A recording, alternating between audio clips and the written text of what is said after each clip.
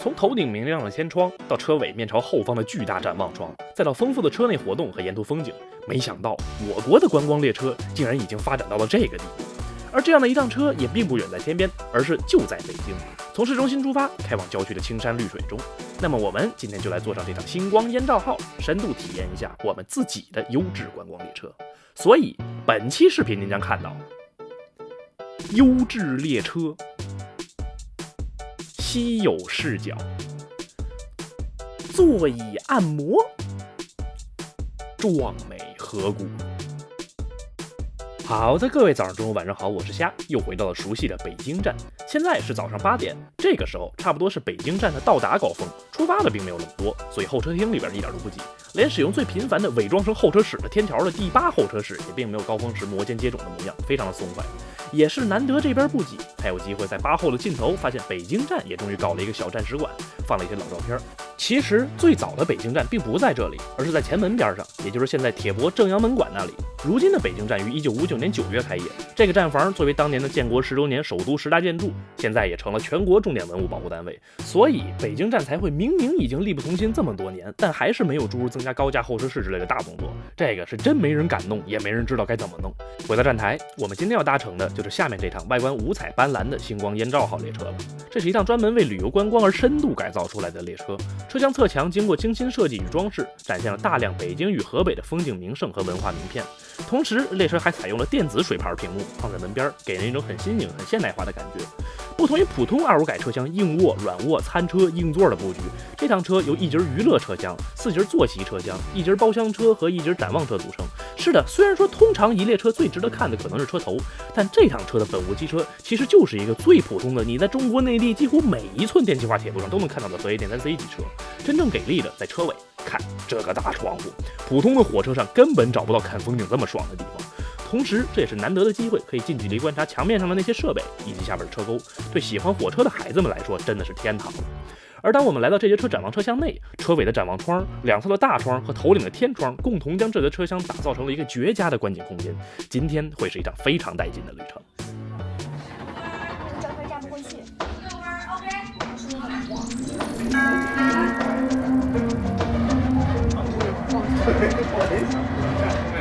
早上8点33分，由957次正点开车。虽然我已经在北京站坐过不知道多少趟车，但从这个视角看列车离开北京站，真的是非常独特的体验。今天的旅程中，我们会在这列车里先沿着京沪线走北京城南到丰台，随后转上丰沙线，一头扎进巍峨的太行山，穿越永定河谷，并在中间的一个小站稍微停一下。随后列车离开永定河谷，来到盐山山脉北边，在沙城汇入京包线，最终于中午时分抵达终点张家口站。全程197公里，正点用时4小时7分钟。不过这并不是星光燕赵号唯一的路线。今年寒假在跑完最后几趟张家口的行程之后，星光燕赵号会驶入京承铁路，带着旅客们一边欣赏燕山山脉的景色，一边前往承德。列车在离开北京站后，会沿着京沪线向南拐一个大弯，进入龙潭湖地区。后向视角在这里并不会显得很特别，而急弯带来的特殊视角，则让这里成为了全程为数不多可以在车内欣赏车厢外墙装饰的地方。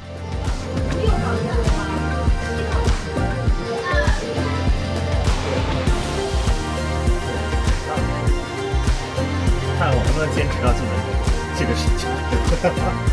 我觉得你能坚持到丰台就不错。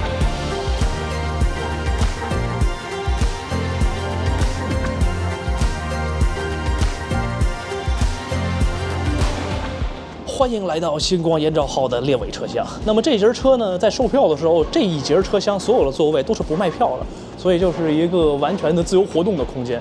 也就是说，你自己的座位在前面，但是你随时都可以到后边这节车来欣赏风景。因为大家可以看到我们后边是一个完全的后方展望的正向视野，就非常的舒服。然后在上面呢，当然现在是在隧道里面，可能看得不太清楚，上面是类似于美铁 Amtrak 一样的这弧形天窗。它不是说整个顶都在上面，不是说整个顶都有这个天窗，因为上面我记得是要走一些管线的，像什么空调啊，还有一些电路什么的是要走上面。这个是25改这个客车的结构，这个没有办法。所以它在最顶上其实是放了一个类似于屏幕的东西，然后它就是在手动的播放一些蓝天白云，作为一个气氛的营造还是不错的。然后我们来看看这个车里边这些内饰的话，这个灯质感非常好，但是它好像并不是独立开启关闭的。然后这个东西我不知道是什么，我不知道这个会不会是这车的帘子？就如果是夏天太阳特别大的话，会不会是变色玻璃？我也不是很清楚。但总之这一节车厢，我们今天应该就是主要在这儿待着了。这个椅子是一个沙发，很舒服，然后后边的风景也非常好。今天会是非常开心的一天。去程的时候，这节车厢是挂在最后，这里就是个展望窗，可以欣赏风景。而回程时，机车会挂在这一端，所以这扇窗户外就是机车的那张大脸和底下那一大堆风管、车钩、供电线之类的机械设备，也就有了充裕的时间可以在这儿研究，并亲眼近距离观看运行时车钩的状态。如果您或您的亲朋好友喜欢火车或者各种机械，回来时做星光电照号，或者干脆像我们一样跑个往返，都是不错的选择。当然，这辆车可聊的地方远远不止列尾这一块。观景车厢是自由活动区，所有乘客随时都可以过来欣赏风景，但大家各自的座位其实还是在那4节座车里。不过，虽然是坐席车，这些车厢用的也是4人卡座搭配直面窗户的观光座的布局，不论是情侣约会还是家庭出游，都有合适的座位可供选择。这辆车的购票方法我放在片尾了，购票后出发前几天12306和小程序都会开放选座，到时候直接选就好。列车现在正行驶在风沙线上，即将进入太行山中的永定河谷。这个走向其实是詹天佑当年修建京张铁路时最想走的走向，但在永定河谷中修建铁路那惊人的桥隧比实在是远远超出了当年的技术条件，所以才退而求其次，让老京张铁路走了南口关沟那边，最大坡度36%，爬坡时你在车里站着都能感觉到车厢的倾斜。而走永定河谷的风沙线直到1955年才通车，最大坡度只有11%，比关沟友好得多。我们现在位于风沙铁路1号桥上，桥下就是奔流的永定河，前方就是风沙线最壮观的永定河谷段。而透过天窗与车尾巨大的展望窗欣赏太行山与永定河的风景，绝对是非常难忘的体验。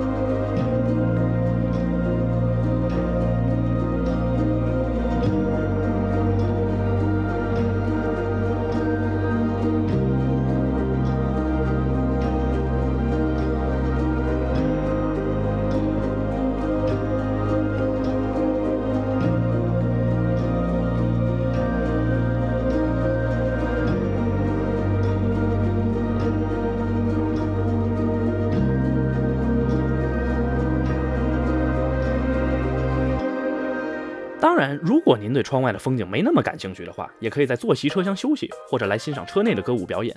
前往张家口的旅途中，会有舞者在展望车厢这边演出。而去年暑假的时候，这辆车主要是跑秦皇岛送游客去阿那亚蹦音乐节，演出的内容呢，就是2位创作歌手在这扇大窗户前面唱他们的歌。那趟行程的气氛真的很好，很难忘。而除了演出，车上还有娃娃和小丑跟孩子们互动，路程再长也不会无聊。同时，列车另一头的娱乐车厢还可以让孩子们用专门的颜料在车窗上画画，也是非常温馨的亲子互动时间。不过，我们这样的铁路爱好者肯定是最享受在车尾欣赏风景。列车现在在旧庄窝东站临时停车，作为旅游列车，星光烟照号本身就是个旅游目的地，并不强调速度，所以我们也欣然接受调度给我们出的蓝旗，让那些更着急的列车先走，我们也好停下来，用这个难得的角度多欣赏风景。应该是旧庄窝东站，我们现在在这儿侧线停一下，可能是要被踩，因为这个车的排点其实还是很松的。这个点，但是这个位置你要说拍车的话，那肯定太爽了。能拍。超爽！CPL 启动。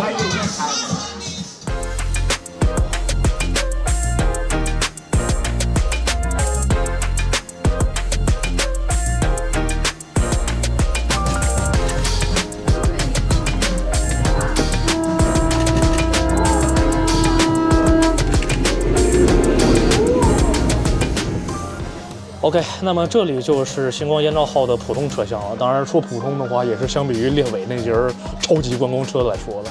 我们现在呢，这个座位呢是一个1+2的布局。那么在我这一侧是一个卡座，就是1、2、3、4这样的。然后各位可以看到上面，如果是卡座的话，你的座位号会是一个 F， 这个东西在买票的时候是可以选的。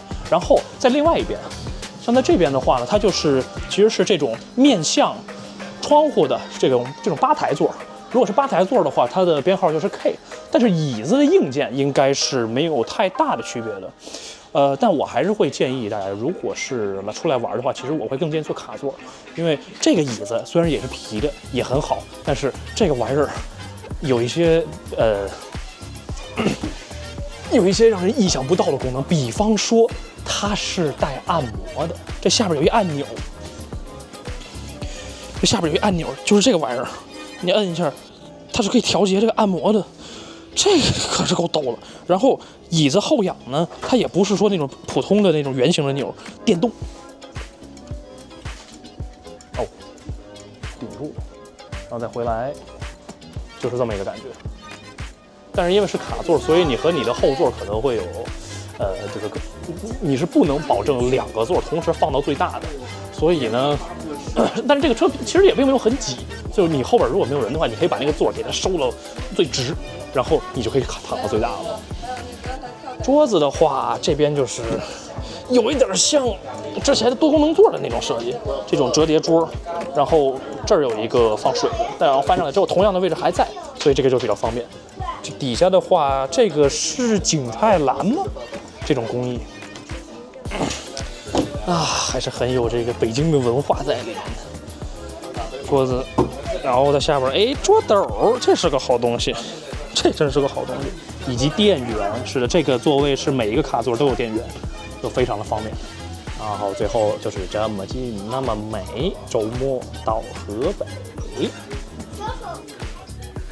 这还有这种椅子，这就是情侣专座吧，估计就。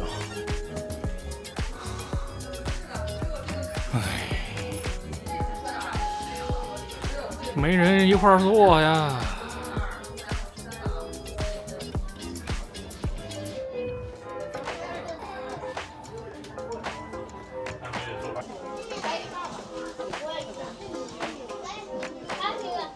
星光烟照的洗手台，这盆儿是不是景泰蓝的呀？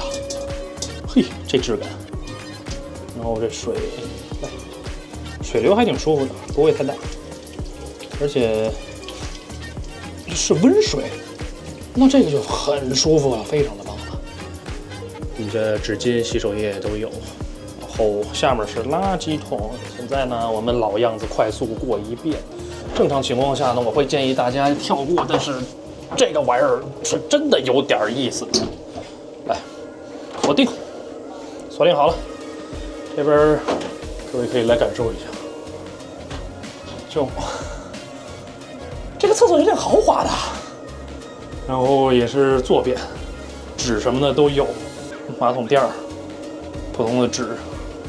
我在这边，哇，这个扶手。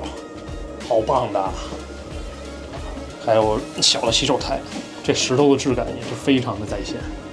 镜子非常的干净，这你让我擦，我擦不出这个水平，这真的很可以，非常可以。停车待毙40分钟后，我们终于又动了起来。旧庄窝东站是风沙下行线离开河谷前的最后一站，下一站就是官厅水库附近的官厅西站。这条下行线其实是1972年风沙线复线化改造时才修通的新线。50年代通车的风沙线老线是现在的上行线，两股道各自在同一条河谷中独立前行，所以在这一段经常能在自己的列车上看到河对面山腰上也在过火车，是一种独特的风景。一个海棠汁儿，这个是我买的，第一次见这个东西。然后来看看这餐盒，海棠果干、薯片儿，老北京面包，不对，老北京枣糕，标准铁路食品，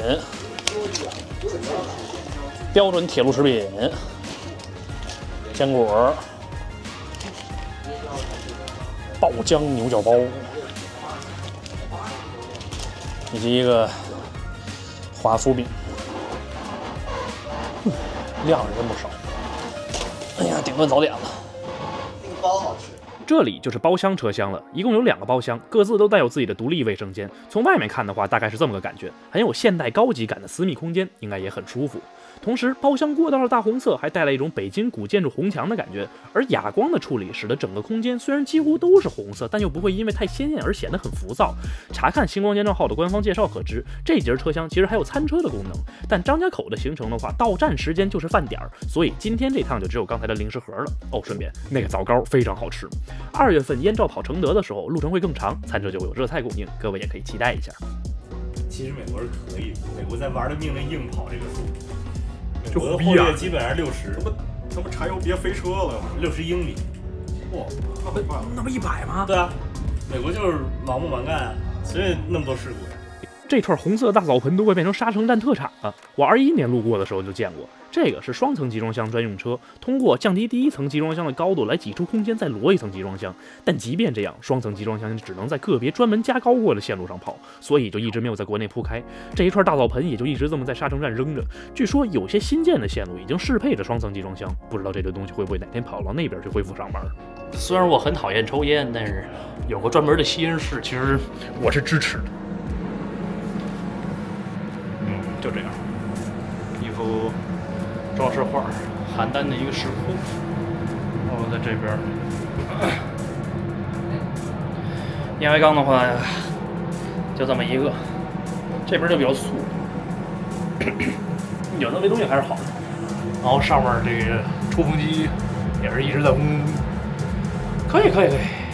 这个小型抽油烟机一样的抽风机，更重要的功能其实是把吸烟室一直维持在一个负压状态，这样二手烟就几乎不会泄露出去，车内其他地方的空气不会被污染。相比普通火车的那个小蘑菇通风器，效率高到不知道哪里去了。列车正在接近张家口站，我们去程的旅途即将告一段落。华北冬天的太阳暖乎乎的，透过展望车各个地方的大窗户照进车里，我是真的不想下车，真没坐够。于是我们在张家口吃完涮羊肉后，就又接着坐上了这趟车的回程，仔细现场观摩了列车运行时粘实车钩的状态和旁边各种风管和供电线的机械结构。我们是周6跑了这一圈，回程的客流少了很多，车上很安静，很适合休息。